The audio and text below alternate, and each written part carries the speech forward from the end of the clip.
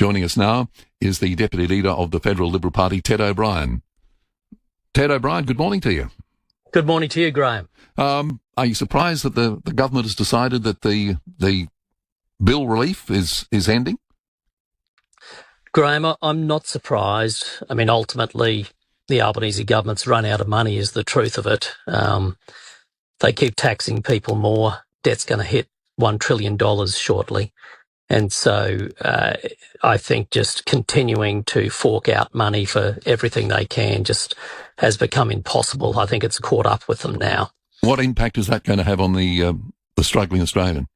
Well, unfortunately, that does mean Australians are going to be doing it a lot tougher, especially heading into Christmas now. It's a time when people are very sensitive about their family budgets, and for good reason.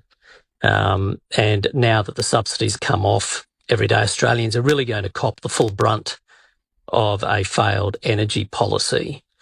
And that's really where the government has to focus its attention now. About $6.8 billion of taxpayer money has been used to paper over this failed energy policy of Labor's. And that's the now rebates? that won't be used, the rebates, correct. Yeah. So now that won't be available. The government just has to start doing what it should have done almost 4 years ago, and that is fix the energy system itself. You can't continue to give rebates forever and leave the source of the problem unattended. So now's the time for the government to start tackling the real problem here, which is a broken energy market. Well, the government always say that the reason the power prices are going up is not renewables, but the fact that the coal-fired power stations are breaking down. Well, the government, unfortunately, has never told the truth when it comes to energy. This is the same government which promised Australians a $275 reduction in household power bills, and Australians are now paying up to $1,300 more.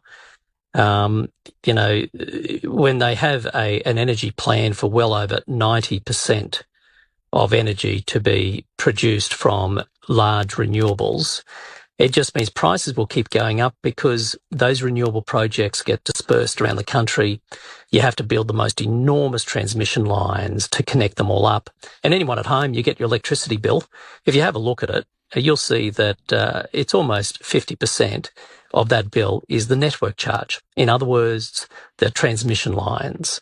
And so the more of that one source of technology they try to build out, the more your network charges go up. And so this is why no other country in the world is doing what Labor is trying to do, because no country wants to see its people thrown into poverty because of energy prices. Well, you're not in power. You hope to be at the next election. It's probably unlikely, but if you were in power, what would you do to make sure power bills didn't continue climbing? Well, unlike Labor, the coalition believes in technology over taxes. And on technology, we believe in being agnostic. We need to use every possible technology there is. The coal plants should not be closed prematurely. We should pour more gas into the market. We should be lifting the moratorium to allow for nuclear energy to be considered. And as we continue to roll out renewables, they have to be done in a sensible way rather than just a renewables-only approach. We also have to get away from, Labor's got its mindset on government mandates for everything in energy, and that means that affordability comes last. The coalition, we don't believe in that. We believe in voluntary markets, not mandates. We believe in choice, not picking winners. So we've got a completely different approach. And the thing that gives me confidence, Graham, is we've done this before. In the last term of the coalition government, we got prices down by 10%. We're still able to get emissions down, by the way.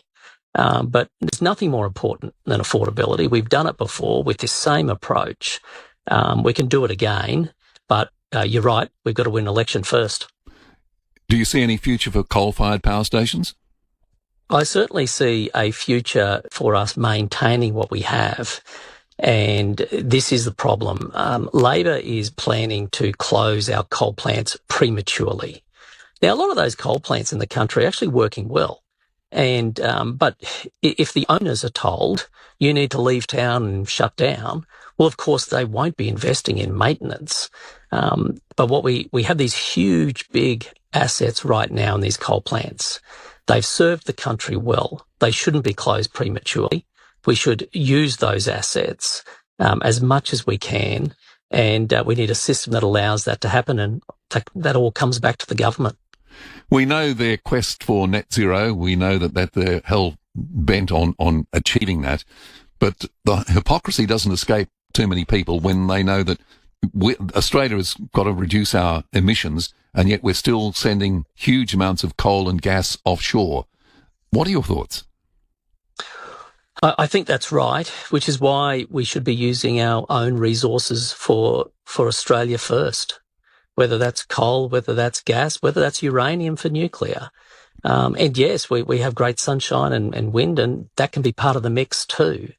But we've already made a decision as a nation to export a lot of these resources. So it is absolute hypocrisy to say we shouldn't use it ourselves. And given that decision leads to higher prices, it's also immoral because, I mean, you've got senior citizens now around Christmas time really struggling just to turn on the air conditioner. You've got families who are weighing up, can we afford those presents for the kids? Because everyday costs like electricity, which has gone up by 40%, families are struggling. And so a lot of these things come back to their big policy decisions, but they have a human impact on the ground for everyday Australians, Graham. Is nuclear still part of the opposition equation?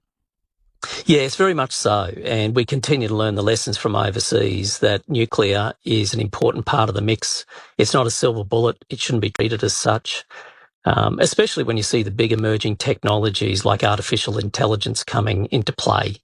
Artificial intelligence is already here in Australia. It's only going to get bigger. But if you look around the world, whether it be Meta, whether it be Google, Amazon, all of these huge players in the technology space, they are turning to nuclear to power their future. And the longer Australia denies that, the Labor Party denies that, unfortunately, the more we'll be vacating the field of a big digital economy into the future. If I could just get your thoughts on another issue, Federal Minister Annika Wells is in the headlines for all the wrong reasons. What do you make of her use of taxpayer funding to fund, well, we're talking hundreds of thousands of dollars for different events for a family reunions, travelling overseas, cars and the like? Oh, look, I think the accumulation of all of these things really go to a lapse of judgment on the minister's part. What has surprised me more than anything, Graham, is the Prime Minister is so happy about it all.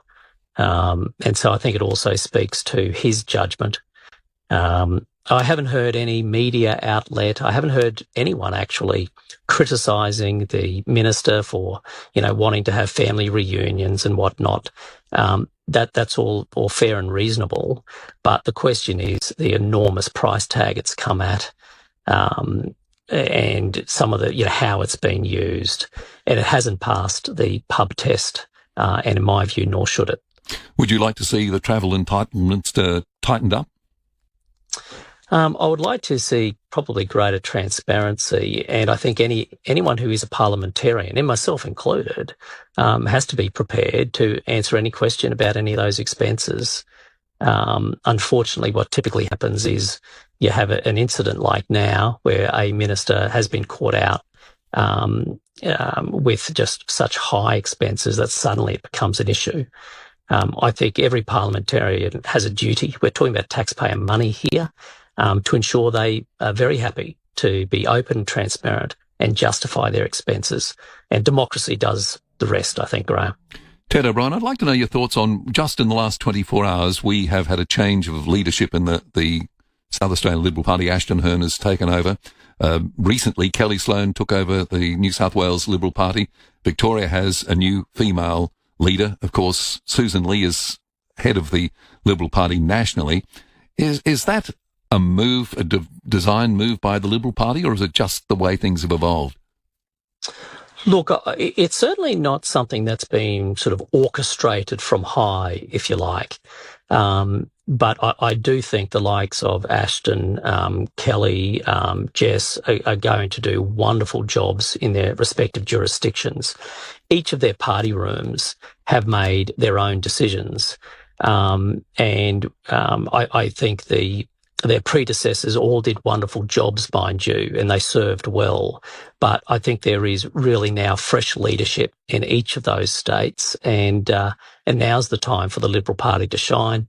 And so, we have big hopes for 2026. Ted O'Brien, thanks for your time today, and have a great Christmas. It was great. Yeah, and to you. Thank you very much. All the best. Deputy Leader of the Federal Liberal Party, Ted O'Brien.